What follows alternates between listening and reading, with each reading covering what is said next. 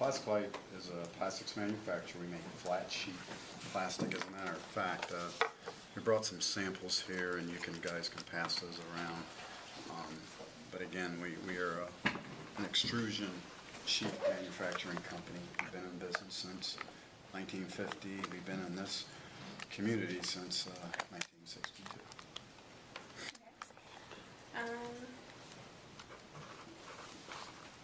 Where's Plaskolite located? 1770 Joyce Avenue. It was a 7-minute drive to get here.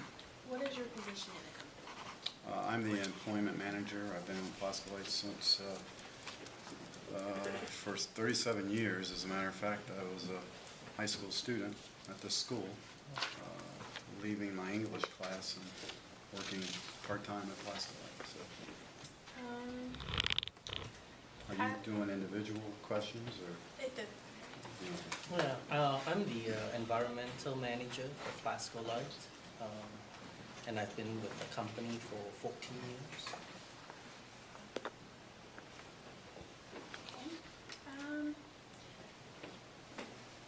How did you find out that your company was formulated? I'll let you answer. Sure. Go ahead. You know, any manufacturing process, including ours, will give off greater or lesser extent chemicals. You know, we do live in a day and age where you need plastics, from computer parts to your cell phones.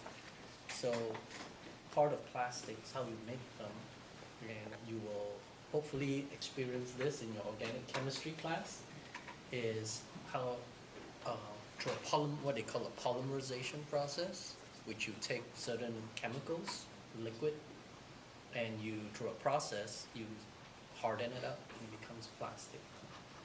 And so, you know, those chemicals, most of it ends up in the plastic, but you have a little bit that comes out through the air, through the sewers.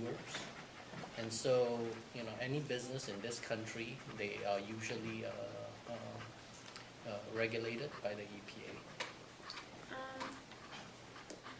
What were the outcomes of the discussion with the lending organization? Well, I guess we can start off by, you know, the outcome has been good.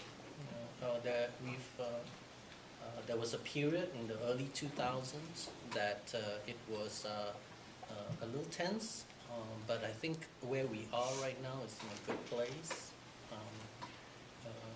A lot of this discussion centers around odors, you know, smells, and our chemicals in particular, they have what they call a very low odor threshold. It doesn't take much to smell it.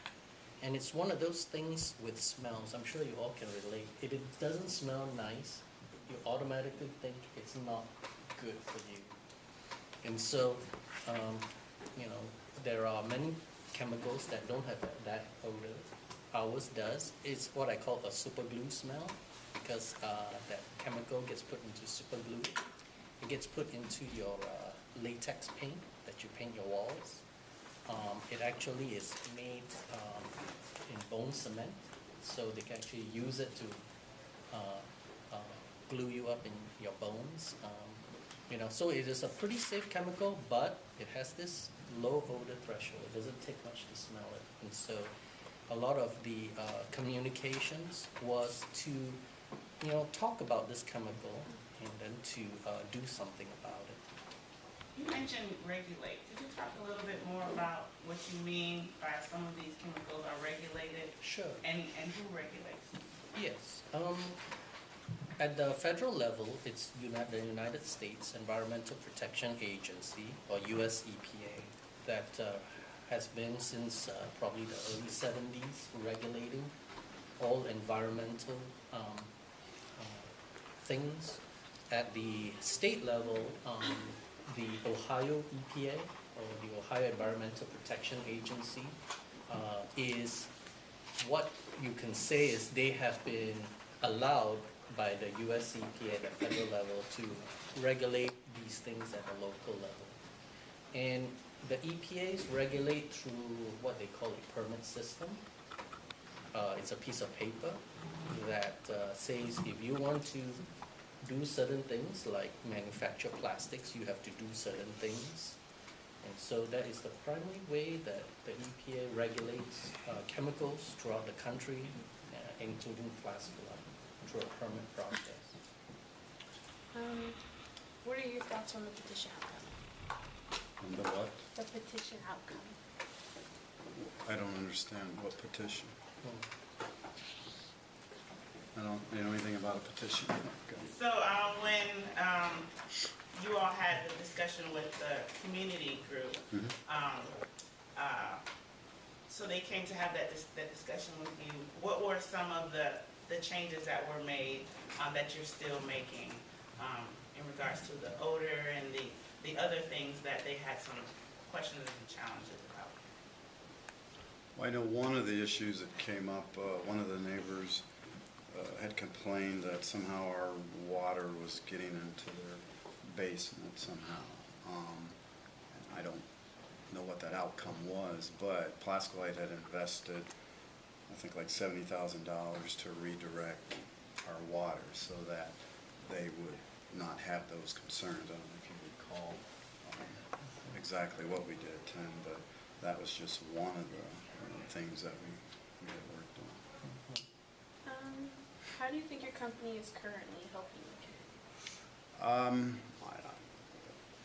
I've always thought that we've helped the community well before these issues came up back in the late 80s, but it was hard to kind of see what we did because the community wasn't happy with us, but once they realized that we were not putting out bad emissions, that we were well within the regulations, then they started seeing what Plaskolite does for the community. And one thing is a tutoring program. We participate in the community tutoring program at Duxbury Elementary. I'm actually on the board of Greater London Development Corporation. We've always had officers on the board from the company, and then specifically with Argyle Park, I Know I Can program, they indirectly get scholarships through Plaskolite, and what we specified was when students are selected that we want them to be from the Argyle community. So that was a change that we made as an outcome of everything that went on. And I'm like the liaison between Argyle Park and Plaskolite. If Gloria has a Christmas program, for example, she'll call me, and we donate hats, gloves, etc. We participate in the community garden program, community care. And then St. Stephen's Center, we've always done programs with them. We always donate hams and turkeys during the season. So again, we've done those for years, but we've continued to do that. And then on the issues of odors, back when it was pretty tense in around 2000, 2001, we committed to, first of all, doing an air study, and that lasted about a year. But then when we presented the results that said you will smell the chemicals, but when you run them through some US EPA human health risk assessment models, that they are not of a health concern. We want to do that just to provide some peace of mind to our neighbors. But then we didn't just say we're done. No, we committed ourselves to also doing ongoing to reduce the odors over the years. And we have done quite a bit of that over the years. We cannot get it down to zero, but we committed to doing reductions over the years. Also, then we continue to meet all the US EPA requirements, our permits. I think as a combination, I think our neighbors have observed that the odor levels have come down. And so, these are some of the things that we are committed to. And the other thing that we said was we have an open door policy with any neighbors that has concerns. We want to we want them to just show up, and we'll take them on a tour and talk to them about their concerns. And so it's something that we committed to, and we continue to do that. How has your company changed since 1999? I'll answer it on the size. I mean, Plaskolite, when I first started, we just had one plant on Joyce Avenue. And today we have 6 plants throughout the United States. So from that perspective, I mean, Plaskolite has really grown. We're still the same good neighbor that we've always been, but we've just continued to grow. So we've grown in size. Do you interact with the community? Yeah, we do. It has been where we have visited with the Argyle Park Civic Association and given them updates. We haven't done that in the last few years, but throughout the mid-2000s, we did meet with them somewhat regularly to give them updates. So we would be willing to meet with them if they wanted additional updates on the odor initiatives. But I think also engagement, we have, when we were dealing with the odor issue, we wanted to be a little careful in terms of the other involvement, so that we wouldn't be accused of somehow, trying to curry favors. We wanted to deal with the odor issue and take care of that, and then, like Paul was talking about the other initiatives of engaging through cleanups and all that. Throughout this whole thing, for me personally, I come to realize that environmental affairs, it's about communication with people at its core. Because you can have all the paperwork and everything is up to snuff, but then if you have neighbors who are not happy with you, at the end of the day, you don't have peace of mind. And so it's important that we, at its core, beyond all the paperwork stuff, that you bring it down to be able to sit and talk to someone face to face, hear what they have to say, and then try to address it as best as you can. Can you talk a little bit about those communication ways? Like if you had students here, or families here who wanted to ask you a question or they had a challenge, how would they go about doing that with your company? What pointers or suggestions would you give them? I mean, they could call Plaskolite and just ask for Paul Washington or Tim Lane. I mean, I still have direct communication with some of the community people. Gloria Anderson, for example, we'll call each other, we'll email each other, or she'll stop by, or I'll stop by her house. So, I mean, Tim said it, it's an open door policy. All you have to do is just, or stop by and ask if you could see them. We're not a giant corporation. We're at the medium-sized corporation, so there's no bureaucracy, there's a lot of layers. It's pretty much, you can talk to us and we can answer your questions or direct you. It's a very shallow. Both of us do answer ultimately to the top boss, the president of the company. So it's a very shallow thing, layers. How do you feel about what you're doing with the community? I feel very good with it because if we go back to the early 2000s, it was stressful. It was tough. I didn't think that we were going to have a good relationship, but I think the more the community realized that we are a good company, we are a good neighbor, they started seeing the good in Plaskolite, and then today I'd say we're friends. I mean, we are very good neighbors. I think we're their best neighbor of the businesses that are in that community, because when they need something, we are always there. And it really doesn't have anything to do with what happened in 2,000. It's just, I mean, we're a family-owned business, so that trickles down to everyone, and we treat everyone as a family member. So if one of our neighbors has an issue, we're going to do our best to deal with it. For example, I was at a function this past weekend, and a young lady who works with the Linden Eagles said they're trying to raise $2,000 for something in the football program, I believe. And I gave her my card, and I said, well, I mean, we do stuff like that, so give me a call. I haven't heard from her yet, but give me a call, and we'll see if we can make some type of donation. So we're always trying to continue to be good neighbors and good business friends in this community. What will you personally do to create a safer environment? Well, in terms of safety, we have responsibilities to the safety of our employees.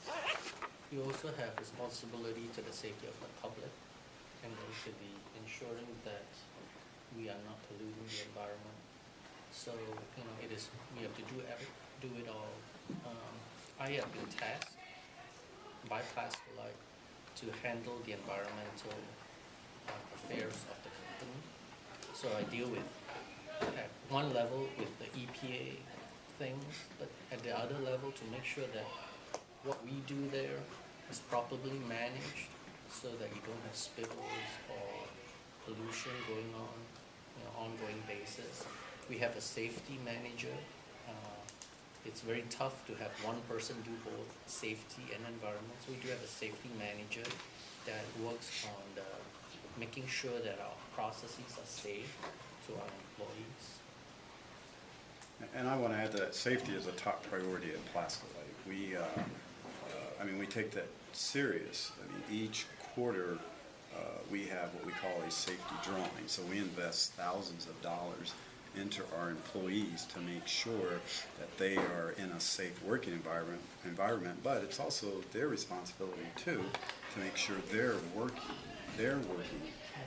in a safe environment themselves. They have to make sure that they're not doing anything careless. So again, safety is number one at Plaskolite, and again, we've invested thousands of dollars to make sure that we stay safe. What are new projects that will be coming in the future? Projects related to just Plaskolite in general, or as I said, we've grown since I started in 1976, but we're in the process of expanding our company. We have a plant in Mexico. We're doing a joint venture in Turkey, so that's one of our newest projects, and we're excited about that. Well, that's all.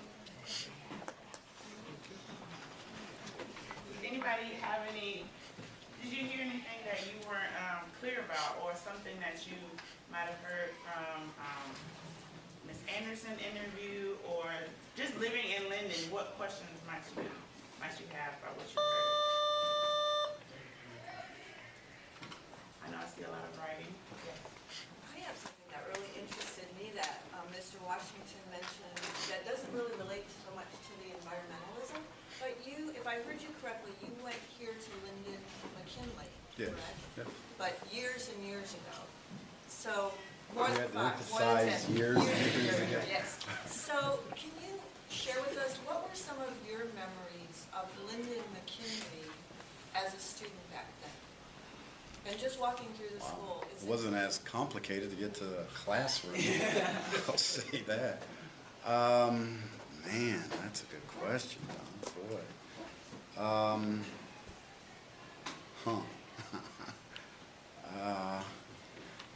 Boy. Just my experience? Or? What are some of the things? Was it good? Was it bad?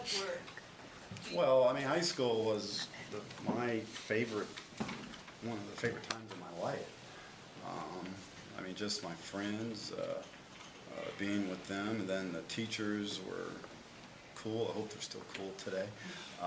But I enjoyed the teachers that I had, and we had a principal that Mr. Anderson. I don't know if you know that name, but he was a disciplinarian. He wanted his kids to be good students in the classroom, but also good people outside of the classroom. So I felt fortunate to be able to be in this community and to go to this school. Now, sports, of course, dominated Lynn McKinley back then, and we were the best football team and basketball team at the time. So that probably dominated me more than anything. I mean, I loved going to the football games and wearing my leather jacket and thought I was so cool, even though it was 10 degrees outside.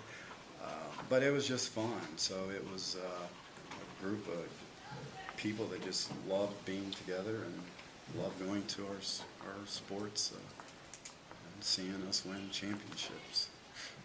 So that's just some of mine. And do you feel like the community interacted with the school back then? I mean, I've heard stories when, for example, when there was a big championship football game or basketball game or whatever, that Linden almost shut down because the school was so central. Did you feel that? Well, yeah. Again, if you relate it to sports, I mean, this stadium was full, and the community supported the football team when we went to the state championship. Franklin County Stadium, I think is what it was called. It was jam-packed. It was from students and community people. And then when we won the championship, there was a parade, and Buster Douglas, who went here, when he won his championship, the community supported him. So, yeah, it was a very community-driven era back then, and I hope it still is today. Do you students have anything on?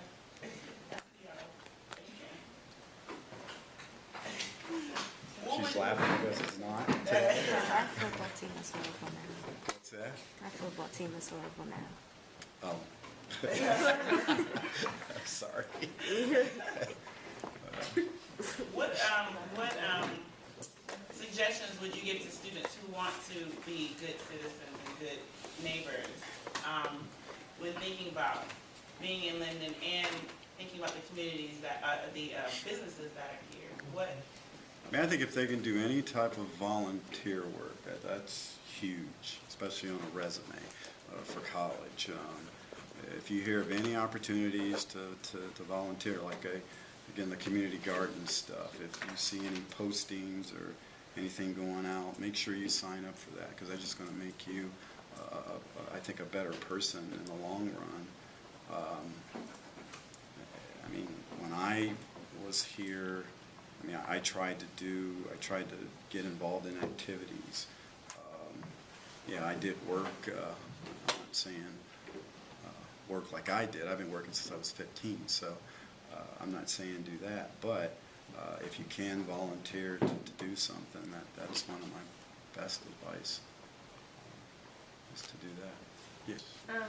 What made you start working at Plaskolite? Good question. I remember it as if it was yesterday. I was in my English class, and Mrs. Bonner Lee Williams, she changed her name 3 times. I don't know if you knew her, Donna. But she said that I work at a plastics company not too far from here, and they need some part-time help. Is anyone interested? Well, I was the only one that raised my hand in the classroom. I got teased forever because I would ride to Plaskolite with Mrs. Bonner, and all my friends would tease me that she was taking me to work. But she just asked if someone wanted to work, and I raised my hand. Now, come to find out, I know this isn't all about me, but come to find out, my grandfather worked at Plaskolite, and I knew that, but I just didn't think about it at the time. And so it was just kind of neat for me to go back to a company that my grandfather had started out in, and then years later, I'm working for the same company. What did you do with that? Did they have electricity then? They had electricity. I I walked across, there was railroad tracks. I lived on 15th, 16th Avenue, and I would walk across the railroad tracks. And, trains are not coming, I'm not promoting that. But it was St. Stephen's is where it is now. But I would walk to work. And what I did was I would just peel, it's not on the plastic, there was a thin layer of film, and I would just peel that off, and then I would put that into a grinder. So that was my part-time job. And then when I was going to Ohio State, I worked there in the summertime, and I would package the flat sheet plastic. Not as old as you're making me out.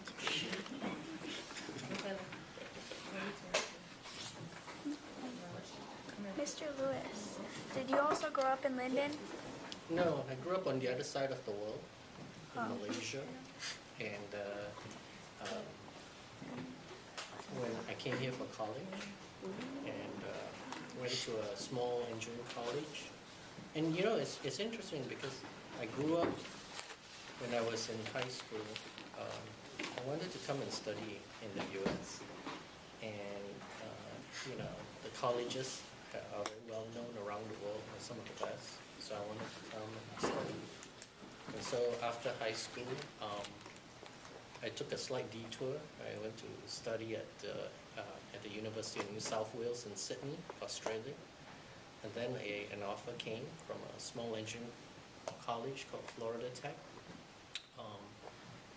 I left Australia and came here, got my bachelor's in civil engineering. And then I went up to the University of Notre Dame in South Bend, Indiana, and got my master's in civil engineering. And then I came here for work. His last name is Ling, L-I-N-G. And what also encouraged you to work at Plaskolite? Yeah, this is my third job. So, you know, Paul's, this is his first job, right? First and only. Yeah. So, you know, that's not very common these days. So be prepared that you have a few jobs in your life. This was my third job. And I had always been in the environmental field, but I was working as a consultant. And as I was working as a consultant, I saw, you know, helping companies like Plaskolite that I thought I wanted to experience it from the other side, not as a consultant, but actually working within that company. So, and it's kind of worked out well. It's worked out well. I just want to add, yes, this is my first and only job, but the reason for that is, Plaskolite's been my life. And as I said earlier, it's a family-owned company. And once you get in there, you are taken care of. You are family. And I never want to leave that. So, and it made me feel so good that I got to be part of the mediation team, because here this little kid from Linda McKinley got to make a difference in his community and help. So it's special to me, and to be sitting back here in this high school makes it even more special. What, did anything or anybody influence you to work at Plaskolite?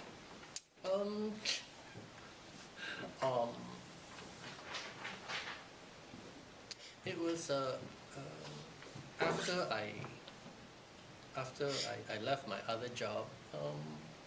I said, well, I'm still young, you know, still single, so I'll take the summer off, and then after, you know, towards the end of the summer of '99, then I put out some resumes, and I'd heard about Plaskolite. I didn't know much about it, but I got the opportunity to interview, and so I'd known about it. I didn't know, you know, everything about it, and so I would say, you know, it was through some contacts. One of my former clients had done work at Plaskolite, so he told me about it. And I remember when I first came in the summer of '99, I'm like, how can anyone work 20 years in one company And lo and behold, I'm now in my 15th year. So when you are in a good I mean, there's no perfect job. You know, and I want you guys all to know that there's no perfect job. But you have to realize job, there's many aspects to it. First and foremost is to be able to put food on your table. And so, and then there's a job that, you know, you can make a difference in some small way. Always, you know, go into work saying that. And then the time just flies. Just wanted to follow up on two things real quick. You had asked about how can someone get in touch with Plaskolite. One thing we did, and this came about when we had the mediations back in 2000, we put a brochure together, and it kind of explains maybe some of the stuff that we were just talking about. So I'm going to leave that with you so you guys can use this to get some information. And then Tim brought the samples as well. But I'm going to leave a product guide just so you can get a better feel of what we do. And the other thing I wanted to follow up on was you had asked about what would make an example of to make you a better citizen. And I was just thinking about my time here again. I mean, I had pretty good attendance. I showed up to class. I mean, I didn't skip class. I was here every day, and that continued on when I went to Plaskolite. I think I went 10 straight years of perfect attendance. And when you said something that really struck me in that was I got a call from the employment manager because I took a day off, and he called me to his office and said, "What's going on?" I go, "What are you talking about?" "Well, you missed a day." "Man, I've been here 10 years, and you called me into your office." And I didn't understand it at the time, but then years later it hit me. He just didn't want me to change my habits. He wanted me to continue the good habits that I had. And so he was just saying, let's not go down that wrong road. And I truly appreciated him for doing that. But again, it comes back to here. I went to class. I didn't miss a day. And it continued on when I went into the work environment. So just perfect attendance is there. Have you ever been challenged in a company?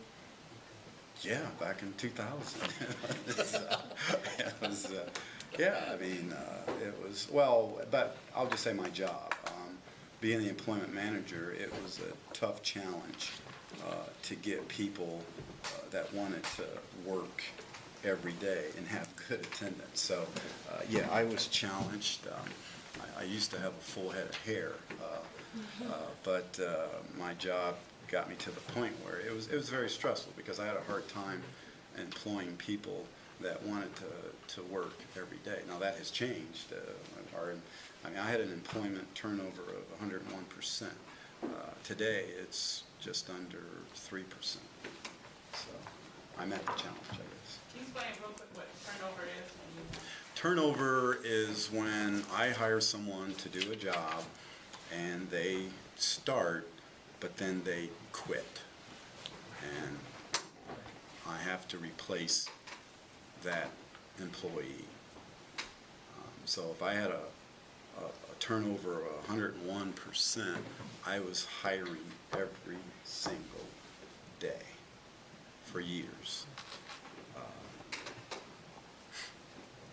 But I've gotten over it. That's in the past. So speaking of employment, how many people are employed at the plant in Linden, and are there job opportunities in the future for any of these young students? I looked at that before I left, Donna, and I don't know the percentage, but I saw there was roughly 30 people within the community. But that's just the that's our Columbus plant. But as far as job opportunity, man, we're just, in the Columbus plant, it's tough right now because we have plants throughout the United States. So our demand for jobs is not as great in Columbus as it is maybe in other businesses here. But if you're interested in working at Plaskolite, again, just contact me, Paul Washington, and when you're at the working age, what grade is this? Eighth grade. Then, yeah, I'll be more than happy to sit down and talk to you. How old you gotta be? You have to be 16. But didn't you start at 50? Yes. I was working part-time. To work full-time, you have to be 18.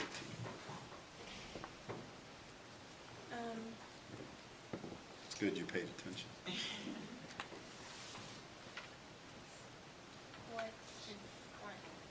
You said you've been influenced by it being a family company. Mhm. Like, if it wasn't a family company, would you went? It's hard for me to say, 'cause that's the only place I've been. I'll say this, if it wasn't the Dunn family, there's a chance that maybe I wouldn't be there, because they're just unique people. They care about people. So I'm not saying that other corporations don't care about people, but it's hard. I don't know that because I haven't experienced it. You know, it's very easy when you watch TV and read the news to think of corporations and businesses as a building, that it's like the black hole. I don't know what's going on in there. But actually, corporations and businesses, they're made out of people. You know, it's people that own it, people that work in there. Just like, you know, in any family, you have interesting relatives. So also, you know, when you have a group of people, you will have interesting people as well. And so, you know, taken as a whole, you know, corporations are just like big families, and you know, there's always push and shove, and we all try to get along with each other and try to get along with everyone else outside the family. Outside y'all's company on like the 23rd side, it's like these giant wheels of wood. What are those for? Giant wheels of wood. Because they look like giant hamster ball things. I'm trying to think of what So on the north side of our plant, could be crates. Yeah, like it's like they made of wood. yeah, and it's two like circles on each end, and it's like little wooden Yeah, posts. they're What are those for? reels. We make some customers prefer to buy the sheet in reels so that they can cut it to the size that they want to. So what you're talking about, it's this large spindle or this wheel, and we put it on our line, and then we wrap it, and then we ship that out to the customer. But the reason for that, again, is so that they can cut it to the size that they want. Okay. Good question. You almost stumped me there. I live over here, so I was wondering. Okay, how long did it take to be promoted to the positions you hold today? Wow. I gotta go back 37 years, so bear with me here. I believe I was going to school, and I guess I was going to school for the first 8 years. I don't know, maybe 15 years after. That's a guess. I'm not positive. What's your position now? I'm the employment manager / telecommunications. And I'm pretty much in the same position that I started at 15 years ago. I'm comfortable. Like I said, Yeah, we're not moving him out of that. we need him in that position. That's not a slam on that he's not, hadn't gotten promoted. That's actually good. That's job security is what we're saying. What? Job security is be good at what you do. Be the best at what you do, and that'll give you job security. That's what I mean by that. Were you always the employment manager? No, I was working on the line, packing the plastic. I just think of it as a production where plastic would come to me, and I had to put it into a box. I did that, and then I was actually in charge of the landscaping. for years. But then I got into HR shortly after If you didn't get this position, where did you think you would be? that. I always thought I would have been a teacher. You know, it was one of my things that I wanted to do. I like working with people, so I thought I would have been a teacher. Yeah, what did you have to do to become, like, to get a promotion? Like, what did you have to do? Perfect attendance was a key, and to be a good worker. Just show up every day and do a good job. And of course, getting an education helps. That's not to say you have to have that college degree, but it helps these days. So having a good education, doing well in your classes. Where do you think you would be if you weren't in the company? Good question. Good question. Probably I'll still be in consulting. Yes, I think I'll still be in consulting. And I might go back there sometime. But I enjoy what I do. I enjoy what I do.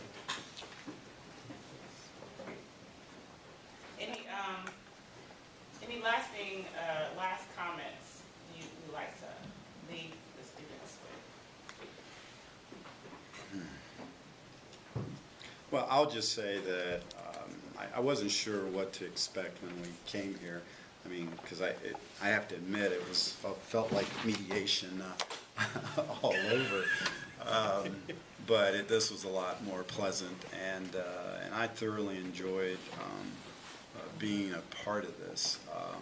Again, it's special for me because we're talking about Plaskolite in a school that I attended. So I appreciate the fact that you guys invited us, and I was just happy to be part of your project.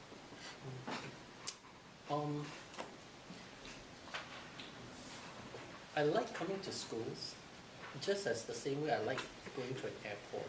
And I tell people why I like to go to an airport because I feel very like the possibilities are endless. From this airport I can go anywhere in the world. So also when I sit amongst young folks like you, I think that the possibilities are endless. And I would only encourage you to avail yourself. This is a land of opportunity. If you didn't know that, where I came from, it's not. It almost is the color of your skin. That racism still happens in many parts of the world, and Malaysia is one of those. But avail yourself of the opportunities. I can speak on environmentalism.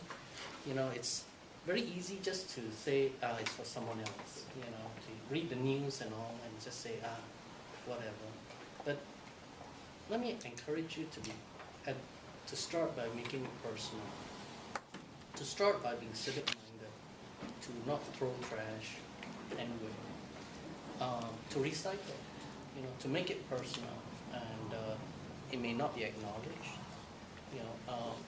I would say that of all the after the tension and the stress of dealing with the neighbors, I can look back at that communication as one of the most rewarding parts. I got into this thinking that I want to save the environment, and I think that just dealing with the neighbors and comes really close to that. You can get so caught up with filling out EPA paperwork. I don't feel every time I fill out EPA paperwork that I'm really saving the environment. But engaging our neighbors, making sure that the reality is that our environmental emissions are minimized. That's rewarding. That's personally satisfying to me. So I want to encourage you to that. You can be personally engaged in your own space with just recycling, not throwing things. In Malaysia, people don't have that civic attitude. It's like the park. It's a public place. It's not mine. And so you go to parks over there many times, they fill with trash. you have rivers that are they're floating trash in the rivers. I mean, it's like the whole stretch of the river might be covered with trash. Because over there, people don't appreciate, it's like, it's not my personal space, so I can trash it out. So I encourage you not to do that. Well, thank you all for coming. We're gonna thank you.